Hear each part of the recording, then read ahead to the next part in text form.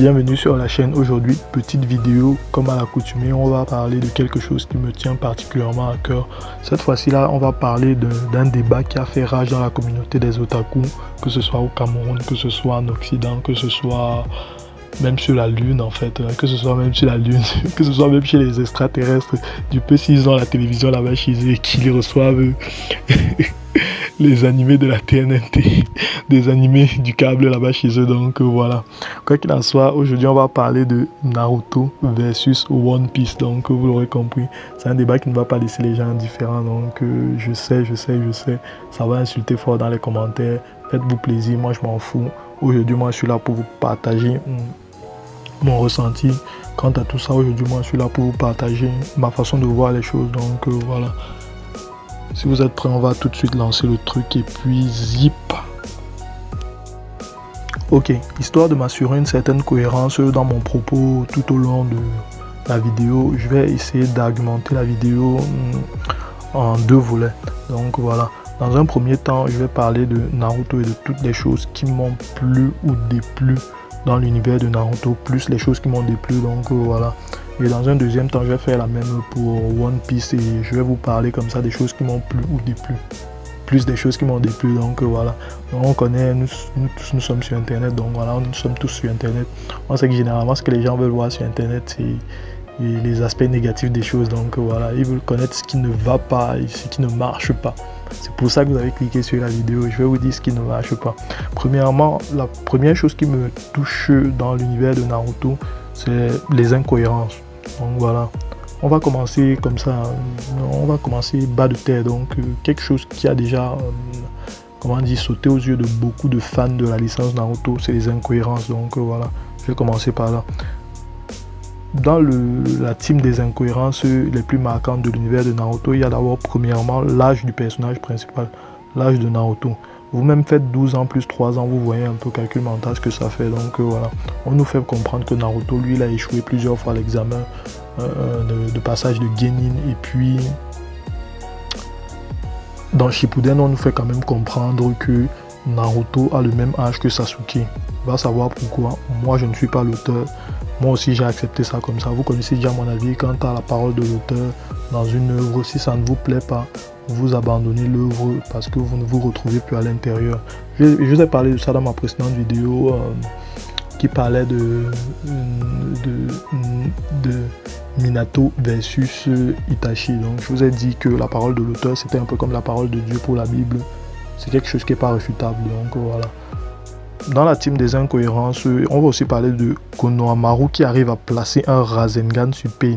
Non, à un moment, il ne faut pas déconner. À un moment, il ne faut pas déconner. Même si c'était un Pain handicapé, même si c'était un Pain qui avait déjà perdu tous ses membres, qui a perdu tous ses pouvoirs et qui était dans un fauteuil roulant et qui était atteint de l'Alzheimer ou de la maladie de Stephen Hawking. Je ne sais pas si c'était Stephen Hawking, c'était qui là. Je ne veux pas comprendre, je ne veux pas voir Konohamaru pouvoir placer un Rasengan sur Pain, d'autant plus que le même Pain, bon, c'est pas exactement le même Pain, mais bon, l'un des Pain en question, parce que en fait, Pain c'est juste des avatars en fait. Bon, c'est vrai qu'ils sont pas tous égaux du point de vue de leur pouvoir, mais bon, les Pain, ils ont quand même réussi à niquer Kakashi, quoi. Ils ont quand même réussi à niquer Kakashi. Dans la team des incohérences, on va passer encore le level au-dessus, on va parler de Lee. Lee le pistonnier. Oui, parce que pour moi, Lee c'est un pistonnier. Mais sinon, comment expliquer que lui, il a réussi à avoir son examen alors que Naruto, lui, cravache depuis 3 ans. C'est un pistonné, c'est clair que c'est un pistonné. Lui, c'est un pistonné. Parce que lui, en fait, on nous fait comprendre que le gars, lui, il sait rien faire. Et donc, il sait faire que le taijutsu. Mais je me souviens bien que à l'examen de Genin, là, pour les Naruto, là, pour pouvoir réussir cet examen-là, il faut au moins pouvoir faire un multiclonage. Je crois que c'est effectivement ça. De toute la façon, on va encore évoluer d'un cran avec cette histoire d'incohérence. On va passer à Guy. Guy Maito, c'est-à-dire le personnage qui a surpris tout le monde pendant la grande guerre de merde en passant. Donc voilà, vous connaissez déjà mon avis par rapport à tout ça.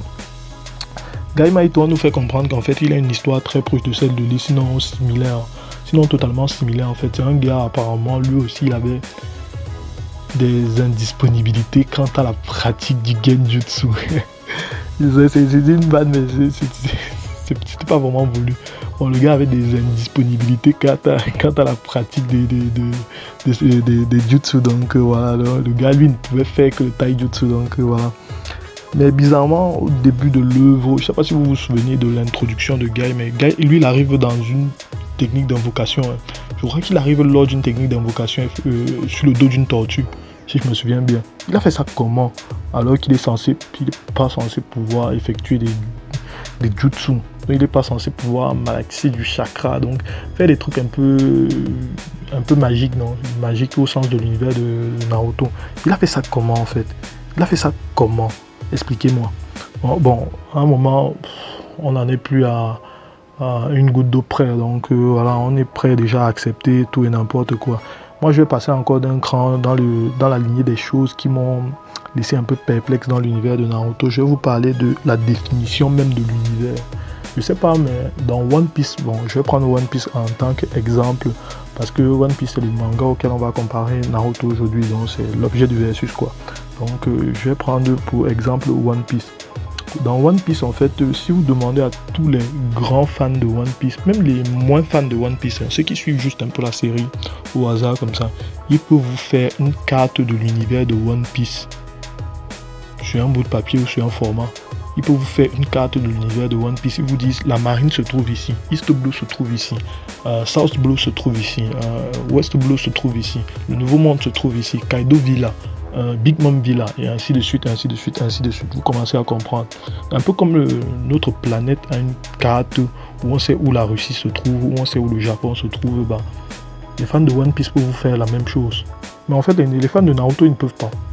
Les fans de Naruto ne peuvent pas, parce qu'en fait, il n'y a personne qui sait comment l'univers de Naruto a agencé. Bon, il n'y a personne qui sait comment l'univers de Naruto a agencé. Je crois même pas que même l'auteur sache, donc voilà. Et c'est pour vous dire à quel point tout ça c'est casse-gueule, mais c'est casse-gueule à mort, donc voilà.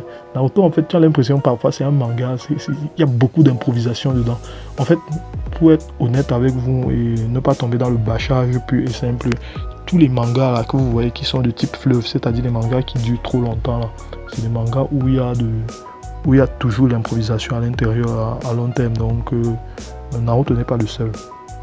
Mais c'est juste que Naruto, à un moment, ça se ressent trop qu'il y a l'improvisation à l'intérieur. Ça se ressent trop qu'il y a l'improvisation. Donc voilà. Bon, dans la lignée des choses qui m'ont un peu déplu dans l'univers de Naruto, bah, je vais aussi vous parler des couples dans Naruto. Ouais, c'est-à-dire des relations amoureuses. Ah oui, non, vous ne pouvez pas couper à ça. Moi, j'en parle tout le temps quand j'ai un peu l'occasion, mais j'en parle tout le temps. Tout le temps.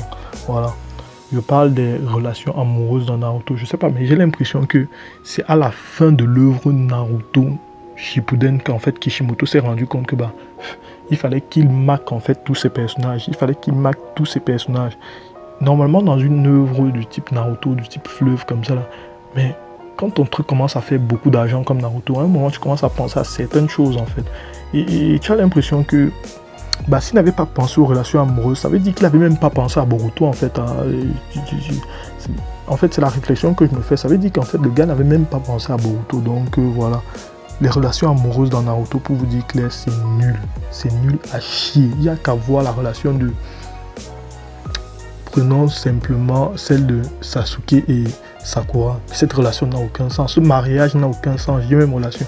Ce mariage n'a aucun sens. Ça n'a aucun sens. La seule relation qui, à mon sens, dans Naruto, soit un peu développée ou qui ait un peu de sens, c'est celle de Shikamaru et de Tenten. Non, c'est pas Tenten, elle s'appelle, c'est Temari. Voilà, c'est Temari, c'est-à-dire la sœur de Gaara, sa grande sœur, sa petite sœur, je sais pas.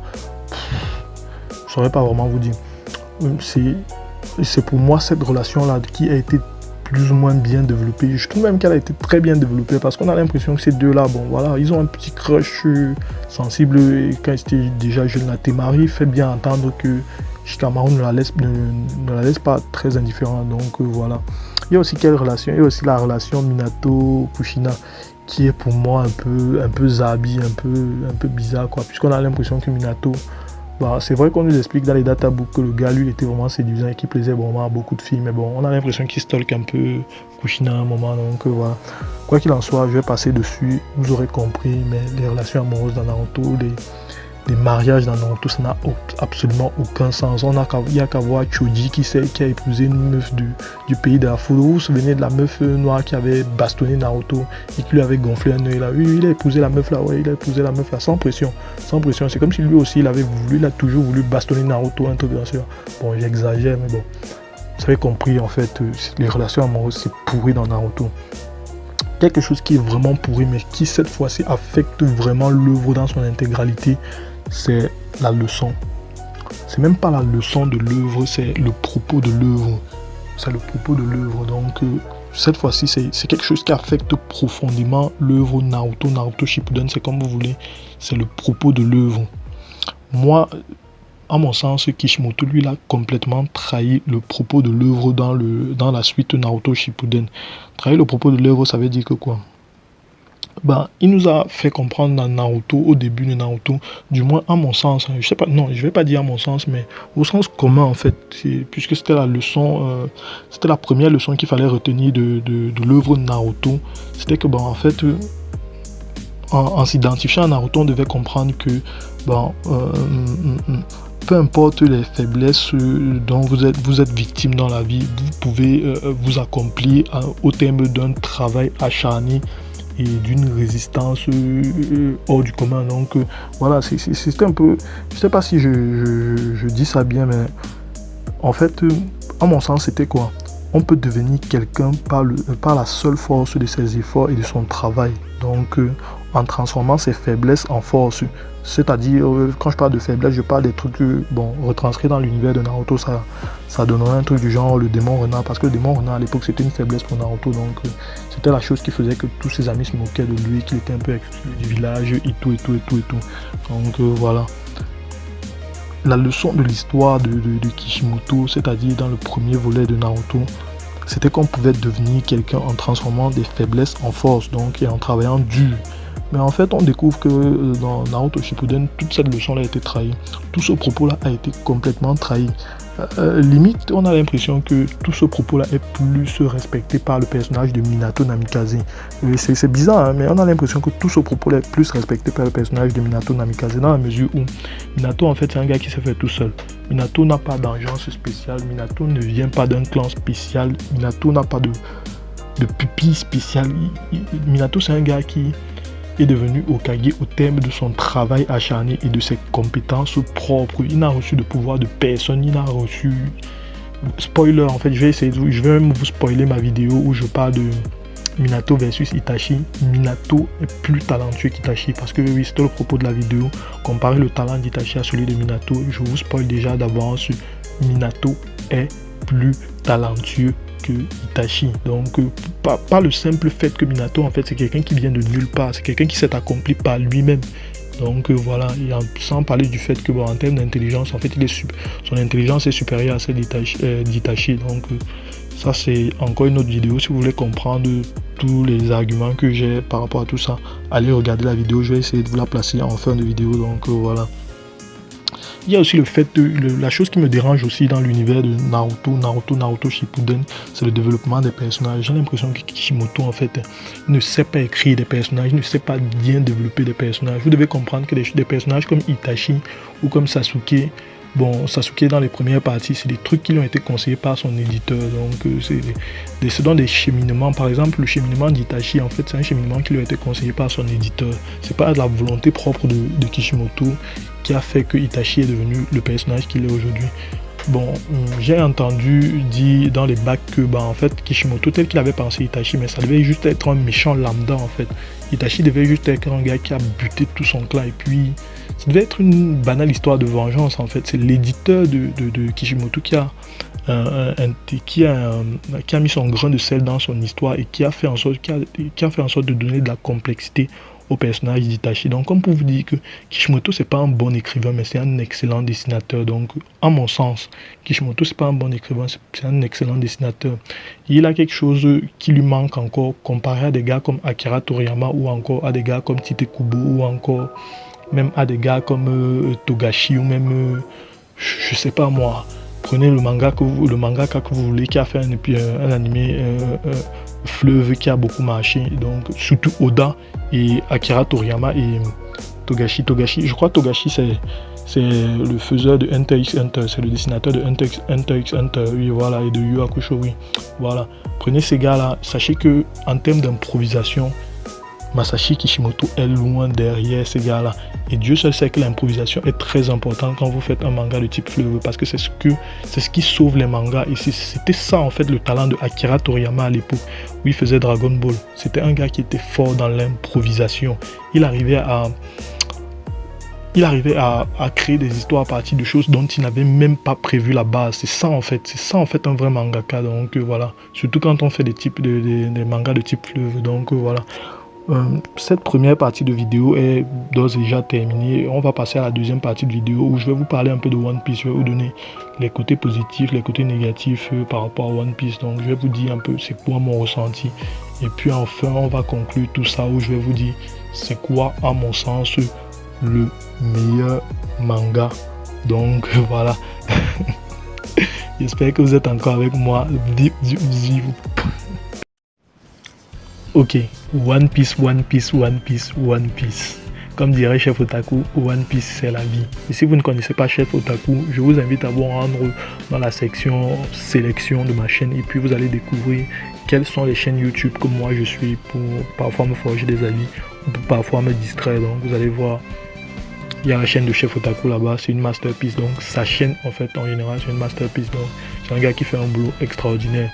Je sais même pas, je suis en train de faire de la pub à un gars qui a pratiquement 1 million de vues, qui a déjà plus de 900 abonnés, donc je sais pas ce qui va pas chez moi, donc voilà. Si vous voulez soutenir ma chaîne, abonnez-vous, donc merci. Quoi qu'il en soit, maintenant on va parler de One Piece. Et ça va se passer de la même façon qu'avec Naruto. Je vais vous parler des bons côtés et des côtés négatifs que j'ai pu constater par rapport à ce manga aussi.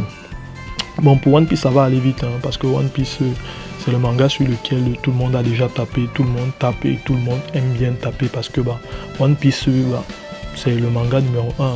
Ça a été le manga numéro 1 pendant très longtemps et c'est vrai que il y a un moment où Demon Slayer, je crois que c'est Demon Slayer ça s'appelle, il y a aussi le truc avec les titans, voilà, l'attaque des titans est venue un peu déclasser One Piece, donc voilà, de temps en temps ils essaient un peu de lever la tête mais ensuite ils retournent tous très vite dans leur trou.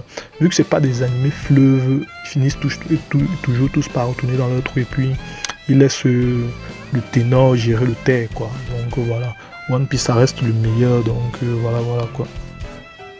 Au niveau des petites choses qui embêtent un peu dans One Piece, je vais vous citer par exemple pour débuter en fait.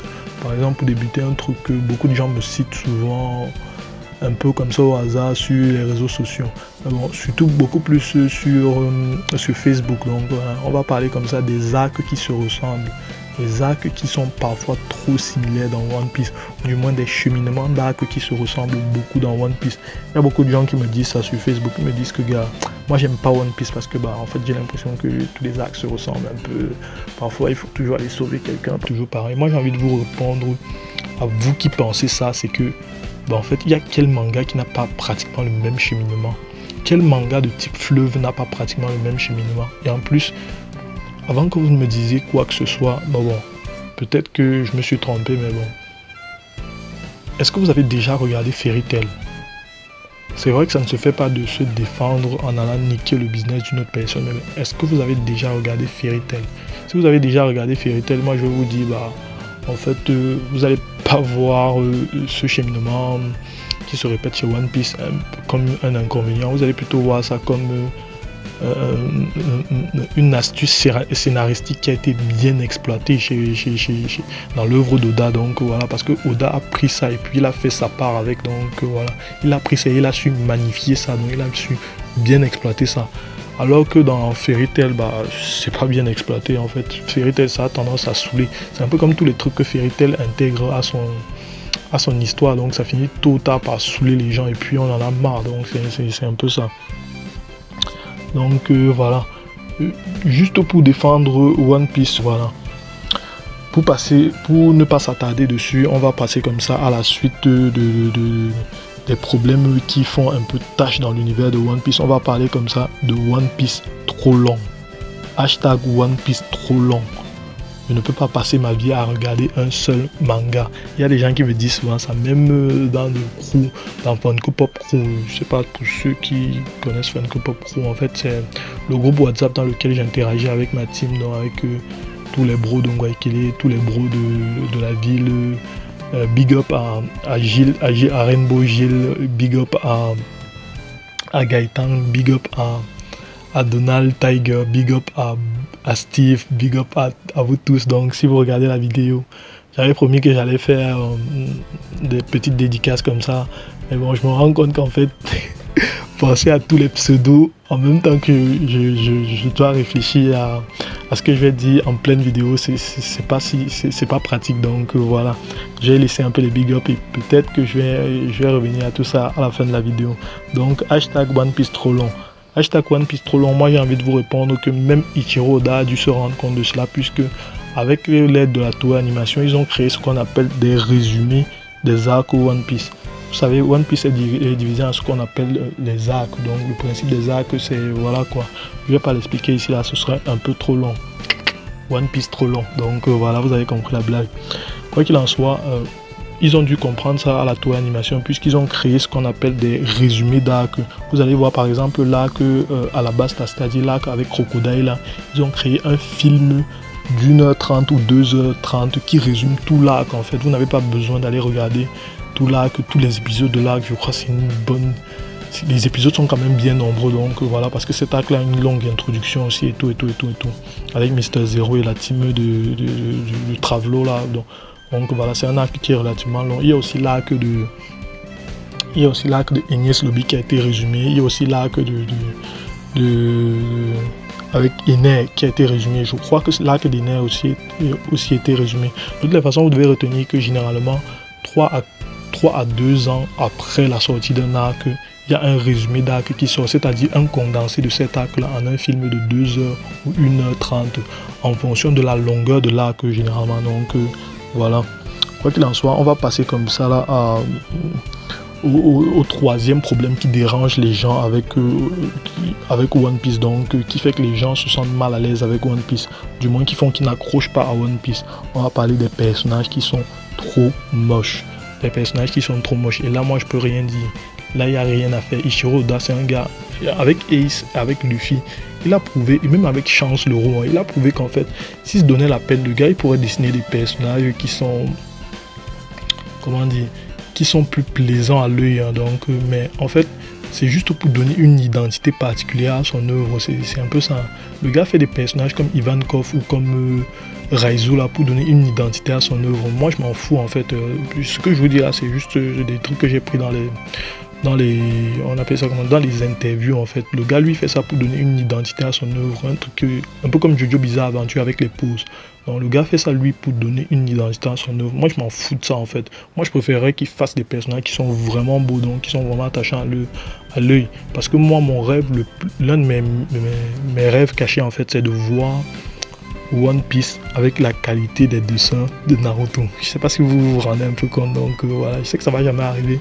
Mais je rêve de ça, donc avec le chara design des personnages de Naruto. Donc, parce que moi, il faut reconnaître quelque chose en Masashi Kishimoto. Masashi Kishimoto, c'est un grand dessinateur, c'est un dessinateur de talent. Là, c'est chaud, gars. Il y a peu de dessinateurs qui ont son niveau, donc il y a peu de mangaka qui ont son niveau. Donc voilà, quoi qu'il en soit, il n'y a rien à faire. Les personnages de One Piece sont vraiment moches. Voilà, donc il n'y a rien à dire. Les personnages de One Piece sont vraiment moches. Bah, pour moi, vous allez vous dire, c'est quoi la suite en termes d'inconvénients pour One Piece? Bah, j'ai un peu fait le tour et je me suis rendu compte qu'apparemment il n'y a plus rien d'autre. Il n'y a plus rien d'autre. Dans One Piece, en fait,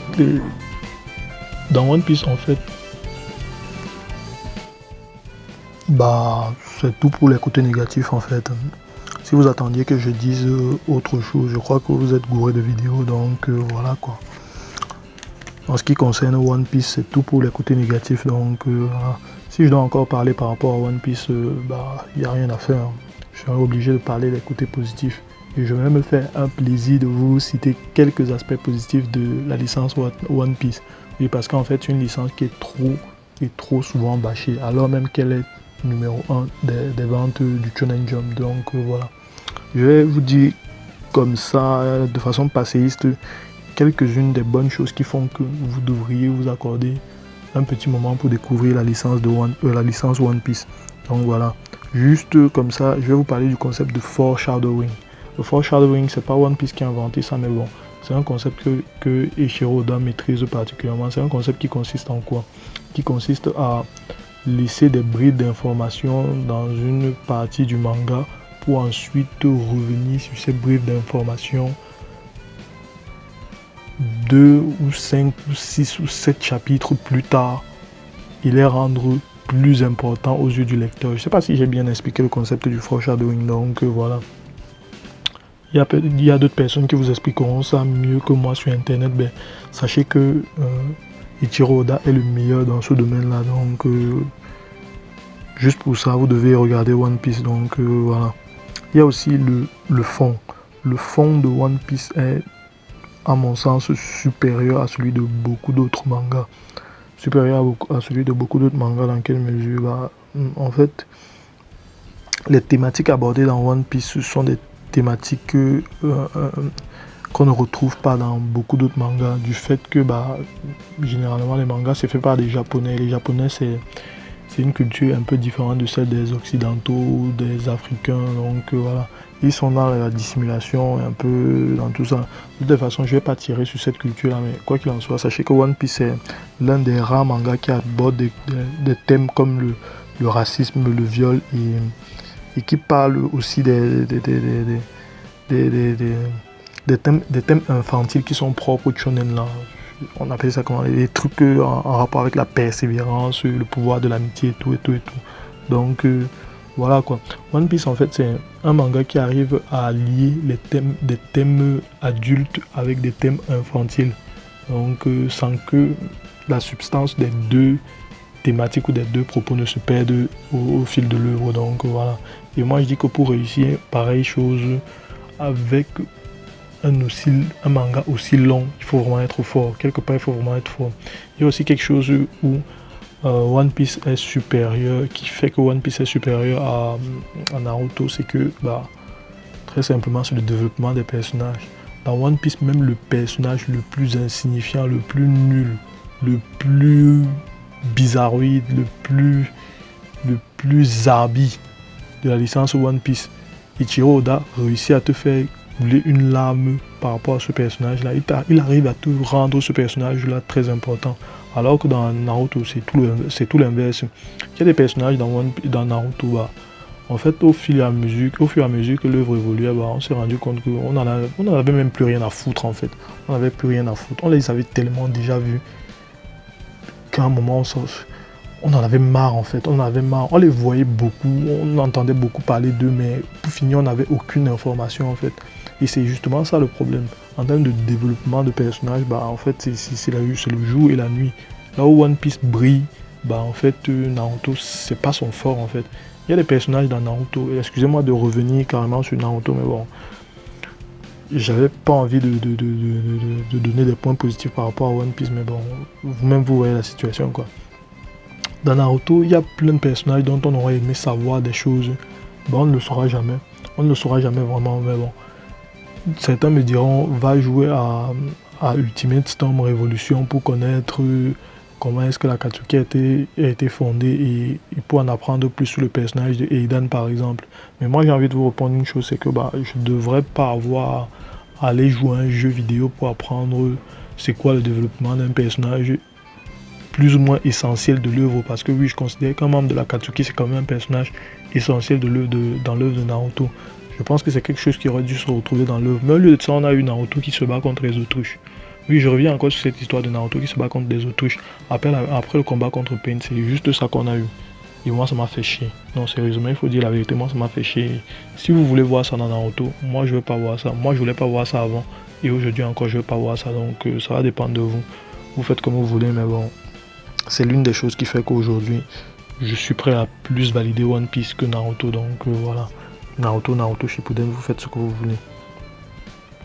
Pour ma part, je pense clairement que One Piece, en fait, c'est un manga qui est plus mature dans son propos et dans son exécution que Naruto Shippuden. Donc voilà, c'est ça qui fait pour moi que One Piece, en fait, un meilleur manga, donc c'est une meilleure œuvre, donc parce que One Piece arrive à aborder des thématiques matures. En grandissant, on peut rester attaché à One Piece dans son propos. Alors que dans Naruto, c'est vrai que dans Naruto, ne me faites pas dire ce que je n'ai pas dit. Dans Naruto, il y a des propos matures aussi qui sont abordés, mais bon, c'est abordé de façon, comment dire, liminaire. Donc ça reste toujours abordé en surface, ouais. Ça reste toujours abordé en surface. Il n'y a qu'à voir la résolution du conflit entre Naruto et Nagato. Donc quand Naruto rencontre Nagato et qu'il essaie de le convaincre sur sa vision du monde Shinobi, donc on se rend compte qu'en fait il n'y a pas vraiment de débat. Il y a juste Naruto qui vient lui servir. C'est pas bien d'être méchant parce que c'est sympa d'être gentil. Donc et puis ça se résout comme ça. Alors qu'on se rend bien compte que dans le monde où Naruto vit, le propos de Pain, c'est-à-dire de Nagato, est clairement plus pertinent que celui que Naruto est en train de baratiner dans toute l'œuvre en fait. Donc voilà, pour ceux qui ont un peu suivi Naruto Shippuden et tout ça là, donc on se rend compte que en fait c'est clairement Pain qui a raison. Donc voilà, dans le monde où ils vivent, je dis bien dans le monde où ils vivent, en fait c'est clairement Nagato qui a raison. Donc voilà, ça fait mal à avouer, mais c'est lui qui a raison. Donc à mon sens, encore une fois, à mon sens, c'est lui qui a raison. Quoi qu'il en soit, en fait, même si dans les deux œuvres, il y a des thématiques adultes qui sont évoquées, je préfère One Piece parce que les thématiques sont mieux évoquées, les personnages sont mieux développés et tout est mieux géré en général. Donc voilà. Donc pour conclure cette vidéo, je préfère vous dire dès maintenant, moi je trouve que One Piece c'est meilleur que Naruto. Donc c'est juste mon avis personnel. Vous allez me donner votre avis en commentaire. Donc voilà. C'était tout pour cette vidéo. À la prochaine pour une prochaine vidéo. Zip, zip, zip.